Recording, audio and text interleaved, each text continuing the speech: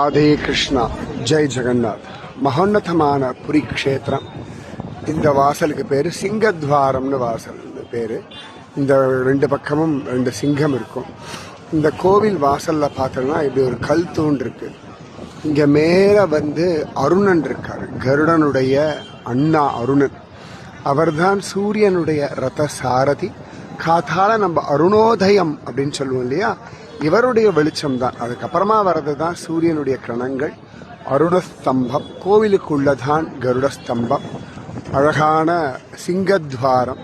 இதுதான் புரி ஜெகநாதனுடைய கோவில் கோபுரம். கோவில் கோபுரத்து மேல அவ்வளவு அழகா கொடி ஜோராக சுதர்சன சக்கரத்தாழ்வார் தான் இங்கே கலசமா இருக்கார். நித்தியம் இந்த கொடியை மாற்றுவார்கள். கீழே இருந்து மேலே ஏறி அவ்வளவு அழகா இந்த கொடியை மாத்துறதுக்குன்னே ஒரு பரம்பரை, ஒரு குடும்பம் எல்லாம் உண்டு. அவர்கள்தான் இந்த கைங்கரியத்தை பண்ணுவார்கள்.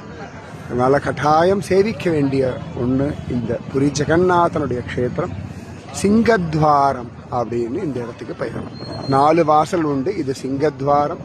இதுக்கு நேர் பின்னாடி அழகா வியாக்ர வாசல், புலி வாசல்.